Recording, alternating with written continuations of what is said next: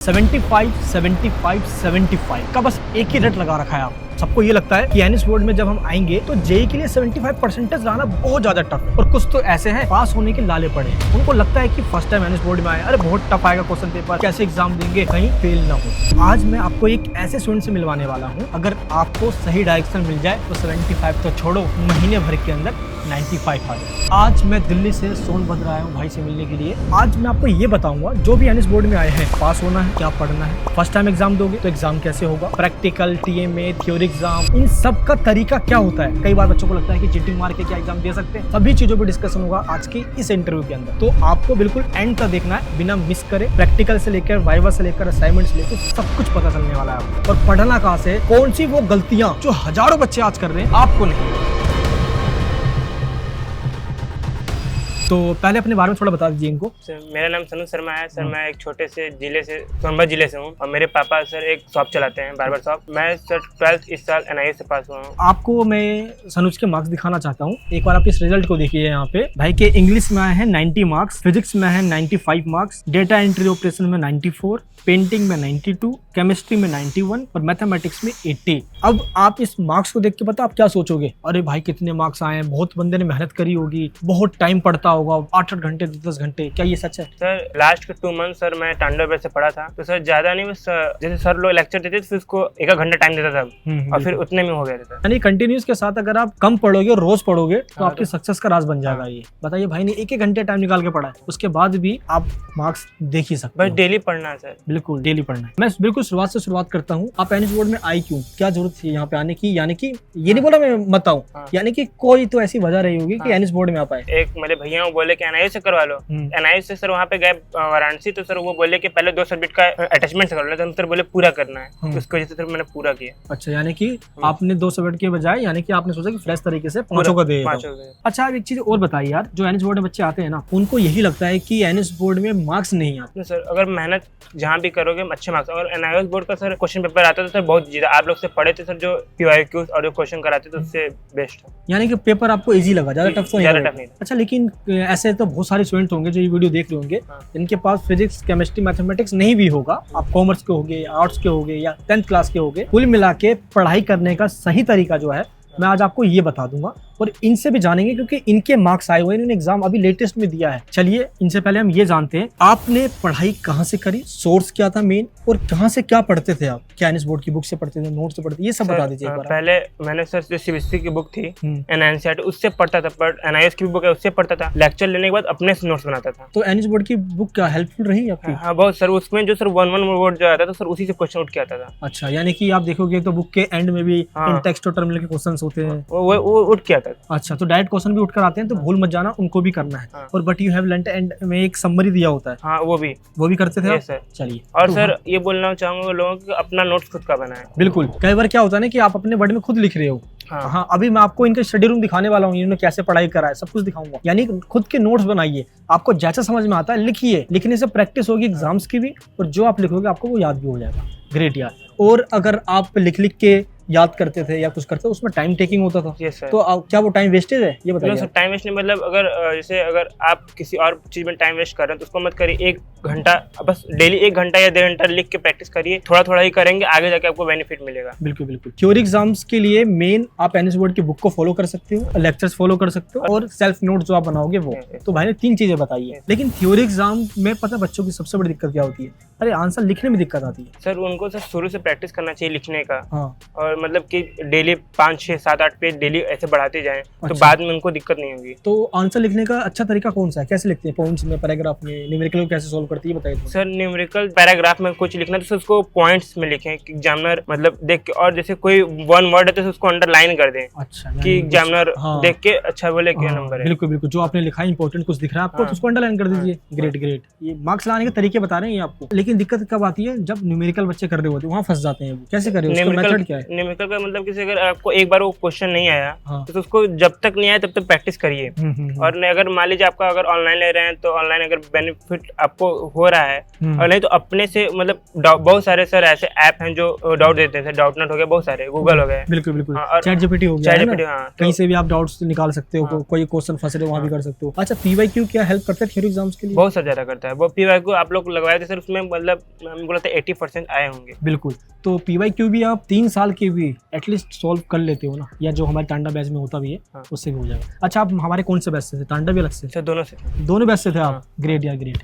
Tanda batch crash course है, लक्ष्य batch starting से हम आपको पूरा सिलेबस पढ़ाते हैं, चाहे आपने कुछ नहीं भी पढ़ा हो, ये सारी जिम्मेदारी हमारी होती है। सब कुछ आप हम पे छोड़ देते हो, एग्जाम में क्या आएगा क्या नहीं आएगा, नोट्स असाइनमेंट प्रैक्टिकल सब कुछ हम आपको प्रोवाइड करते हैं। लक्ष्य बैच में अभी आप ज्वाइन होना चाहते हो तो भाई के नाम पे ये कूपन कोड हमने बनाया है, ज्वाइन हो जाओ। कौन कौन ज्वाइन होना चाहते हैं, लिंक नीचे डिस्क्रिप्शन बॉक्स के अंदर है। अच्छा एक चीज मुझे आप और बताइए यार, बच्चों को ये लगता है कि यहाँ पे ओपन स्कूलिंग है, कोई गाइडेंस देने वाला नहीं है, तो टाइम टू टाइम कब क्या होने वाला है, तो ये कहाँ से पता चलेगा उनको? सर आपके जैसे Manish Verma classes YouTube channel उस पर जाके करेंगे तो हर टाइमिंग की पता चलता है क्या कब होने वाला है। हाँ जो टाइम टू टाइम जो अपडेट आती है। Great great. लेकिन मैं आपकी देख रहा हूँ यार कि इंग्लिश में आपके 90 मार्क्स आए हुए हैं। हाँ सर, तो इसका राज क्या है? आप ही क्लासेस मनीष वर्मा क्लासेस से।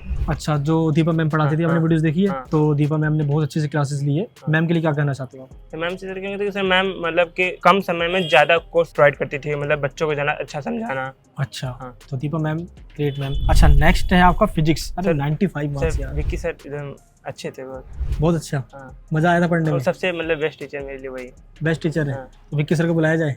आइए सर एक बार एंट्री मार लीजिए। हमारा तो कहना ही हमेशा यही रहता है कि मेहनत इतनी खामोशी से करो कि सफलता शोर मचा दे, और सर ने शोर इतनी गजब मचाई है कि दिल्ली से वाराणसी हमें आना पड़ा है। सबसे पहले तो आपको कांग्रेचुलेशन यार। Thank you sir. 95 मार्क्स आप फिजिक्स के अंदर लेके आए हो। मैं ये बोलूंगा कोई भी लक्ष्य बैच ज्वाइन कर रहा है या नहीं भी ज्वाइन कर रहा है तो वो कैसे फिजिक्स की स्टडी स्टार्ट करे, स्टार्टिंग कैसे करनी चाहिए? अगर कोई भी क्लास करने जा रहे हैं आप तो एक दिन पहले अपने से रीड लगाएं सर। अगर किसी और से पढ़ेंगे जब अपने से रीड पता जाएगा तो सर और कॉन्सेप्ट इजी होगा समझने में। मीन्स आप जब पढ़ने के लिए इस क्लास लेने आते थे तो पहले आप प्रैक्टिस करके पहले रीड करते थे बुक। बहुत अच्छा, मतलब पहले बुक को रीड करना चाहिए। तो बुक क्या आपके पास आई थी? Yes sir. Book hard copy में आई हुई थी? Yes sir. ओके, मतलब हार्ड कॉपी में आपको बुक मिली हुई थी, आप उससे स्टडी करते थे। इनको नहीं मिलती उनके लिए तो पीडीएफ होती है उनके थ्रू वो स्टडी कर सकते हैं। सेकंड केस है कि आप फिजिक्स जब स्टडी कर रहे थे, आप थ्योरी है, प्रैक्टिकल है, सब कुछ आप मैनेज कर रहे थे, तो पीई के चैप्टर्स आप करते थे तो चैप्टर जब आपने पूरा सॉल्व किया, पहले आपने चैप्टर को रीड आउट किया एंड उसमें स्ट्रेटजी कैसे बनाते थे? रीड आउट, न्यूमेरिकल कैसे टैकल करते थे? पहले सर लेक्चर देखते थे, उसके बाद फिर थ्योरी पढ़ते थे, उसके बाद लास्ट में से न्यूमेरिकल लगाते थे। और न्यूमेरिकल में बहुत बच्चों का होता है पढ़ भी लेते हैं, समझ नहीं आता न्यूमेरिकल, यार क्वेश्चन कर ही नहीं पाते न्यूमेरिकल। सर बेस्ट टीचर से आप हैं, अगर उनसे पढ़ेंगे तो सर समझ में आ जाएगा। वो तो बहुत अच्छा है, लेकिन अब न्यूमेरिकल में जैसे आपको कोई क्वेश्चन नहीं समझ आया तो आप कैसे न्यूमेरिकल को सॉल्व करोगे?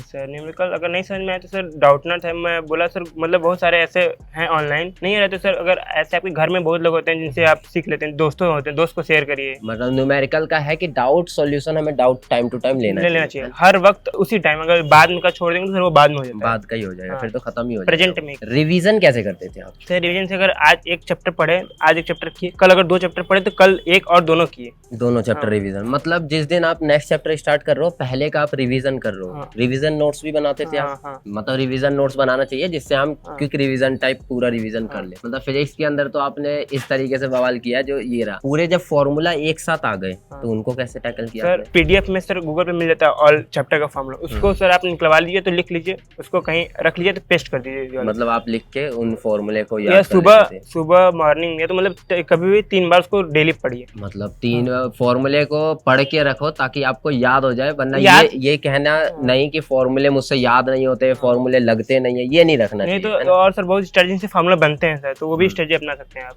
चलिए बहुत अच्छा, फॉर्मूले को याद करने के राइमिंग्स वगैरह यूज कर ले। ठीक है, फिजिक्स का तो ये चीज रह गया सर। मैं एक डेटा एंट्री के बारे में और पूछना चाहूंगा, आपने डेटा एंट्री की प्रिपरेशन कैसे की थी? डेटा एंट्री सर मैंने आप ही से पढ़ी थी। अच्छा।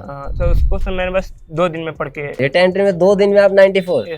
तो उन बच्चों को क्या कहना चाहोगे जो लास्ट 1 दिन पहले पढ़ रहे हैं? 94 वो भी ला सकते हैं सर? मतलब लेक्चर देखा, नोट्स देखा और पीवाईक्यूज आगे। बहुत इजी पेपर था सर। बहुत इजी पेपर होता है डेटा एंट्री के लिए, टेंशन नहीं लेना, बस लक्ष्य बैच ज्वाइन करो, डेटा एंट्री पूरा लास्ट 90 तो यूं ही आ जाएगा। मैं इसके लिए तो बोलूंगा सर ये बहुत अच्छा है, फिजिक्स में आप इतने मार्क्स, और जो बच्चे फॉलो कर रहे हैं वो फॉलो करना, टेंशन मत लेना। फिजिक्स में आप 90 प्लस हमेशा लेके आ पाओ। फिजिक्स में तो आपके आगे 95, लेकिन केमिस्ट्री में भी आप पीछे नहीं रहे यार। फिजिक्स के बाद केमिस्ट्री में भी आपके 91 मार्क्स आ गए। तो केमिस्ट्री का राज क्या है ये आपसे जानेंगे मनीष सर। पहले तो कॉन्ग्रेचुलेशन, आपके केमिस्ट्री में 91 मार्क्स आए हैं। और एक बार टाइमिंग बताइए, केमिस्ट्री को कैसे पढ़ते हैं? 3 पार्ट्स में डिवाइड है, फिजिकल, इनऑर्गेनिक और ऑर्गेनिक। तो आपने कैसे कवर किया, या पहले कौन सी चीज आपने कवर करी? सबसे ज्यादा इजी होता है फिजिकल। हाँ, फिजिकल मतलब थ्योरी बेस होता है। हाँ, उसको पहले आप कर लीजिए सबसे, और फिर उसके बाद ऑर्गेनिक करिए, फिर इनऑर्गेनिक करिए। हाँ, तो आपने ये टाइमिंग फॉलो किया। जैसे कि अगर मैं आपको बोलूं, जैसे कि जो सबसे लंबा पोर्शन होता है या वेटेज वाला चैप्टर होता है, तो मैंने आपको ये चीज बताई थी। आप उसमें आपने कैसे, जैसे ऑर्गेनिक वाला एक पोर्शन है जो सबसे ज्यादा डाउटफुल होता है बच्चों के, सर ऑर्गेनिक समझ ही नहीं आ रही, उसमें हमारे मार्क्स बहुत बेकार आ रहे हैं, और सर कैसे उसको रिविजन, क्या रटना पड़ेगा मुझे, ये आपने कैसे किया एक बार बताइए।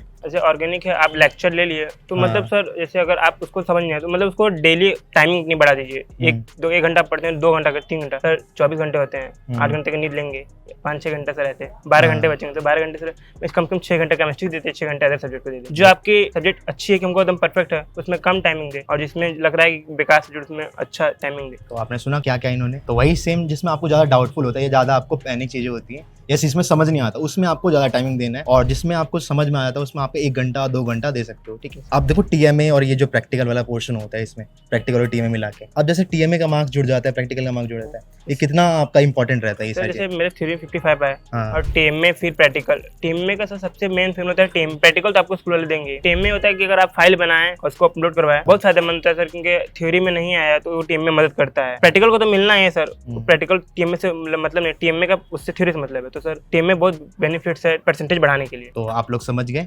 केमिस्ट्री में आपको क्या क्या चीजें फॉलो करना है, क्या चीजें नहीं करना है, ये सारी चीजें रहने वाली। Thank you sir, thank you Vicky sir, Manish sir और दीपा मैम, जितनी फैकल्टी ने उसको पढ़ाया। एंड सबसे बड़ी बात अब आती है बारी मैथमेटिक्स की। मैथमेटिक्स आपने किससे पढ़ा?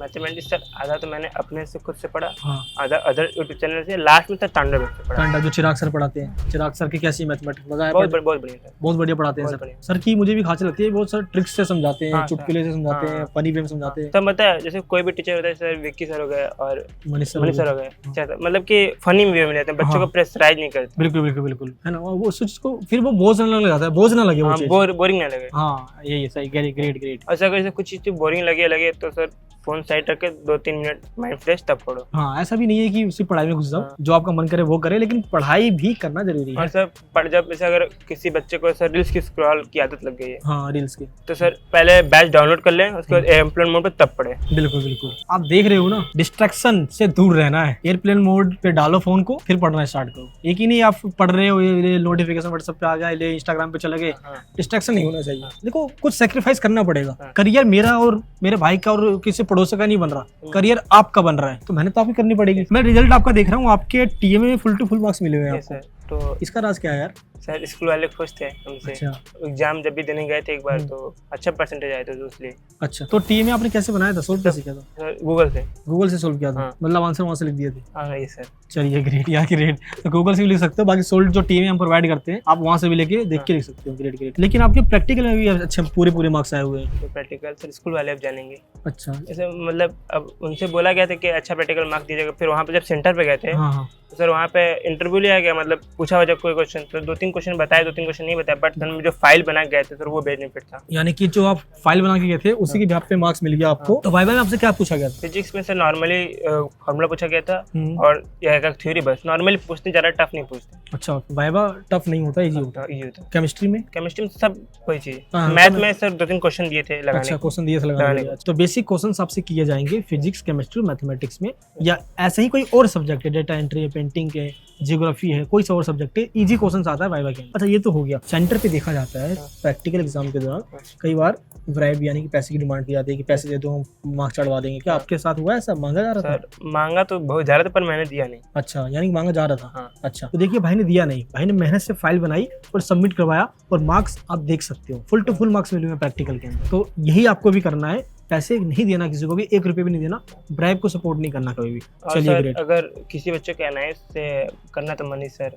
हाँ बिल्कुल, हाँ यहाँ तो अब देखिए कुल मिला के यही है। अब यहाँ पे हम सिर्फ अपने प्रमोशन के लिए नहीं जा रहे हैं, जितने भी चैनल पे इंटरव्यूज आ रहे हैं ना, देखिए एनएस बोर्ड को कोई जानता नहीं है। हमारे मेन मकसद ये है कि भारत के हर कोने कोने में चला जाए, जहाँ तक सड़क नहीं पहुंची वहाँ पे शिक्षा जाके पहुंचा दे। मकसद देखिए हमारा। और इन भाई ने जो मेहनत करी है, ऐसे हजारों स्टूडेंट है, बस वो आप तक नहीं पहुंच पा रहे मेरे दोस्त। बस हम चाहते हैं वहां तक जाए और उनकी कहानी आप तक पहुंचाए, इसलिए बस हम आप तक आते हैं। अच्छा एक चीज और यार, बच्चे ये सोचते हैं कि एनएस बोर्ड में जब आ जाएंगे ना एक बार, बस पढ़ना नहीं पड़ेगा, पास तो हो ही जाएंगे। यार आसान होता है यार, मतलब इतना भी इजी नहीं होता है कि पेपर कर दिया सर। तो ये भ्रम तोड़ दो इनका यार कि थोड़ा पढ़ना पड़ेगा। मतलब इजी कुछ नहीं होता सर, पढ़ना पड़ता है हर चीज। बिल्कुल बिल्कुल बिल्कुल। कुल मिला के यही है ना, आप जो चीज आपने सेलेक्ट कर लिया सब्जेक्ट, तो मेहनत करना पड़ेगा। तो मेहनत करने के लिए भी एक तरीका होता है। जैसे आपने चैप्टर पढ़ लिया, अब कई बार बच्चे ये सोचते हैं बुक बहुत मोटी मोटी है। एक तो बुक तो एनएस बोर्ड वाले देते नहीं है, पीडीएफ से पढ़ोगे। लेकिन फिर जब पूरे चैप्टर को रीड करते चले जाए बच्चा, सर चैप्टर नहीं, जैसे बहुत ब्लैक वो हेडलाइन होती है उसको रीड करे, समरी रीड करे, बिल्कुल वहाँ के बुक के क्वेश्चन लगाए, तो सर ये सब।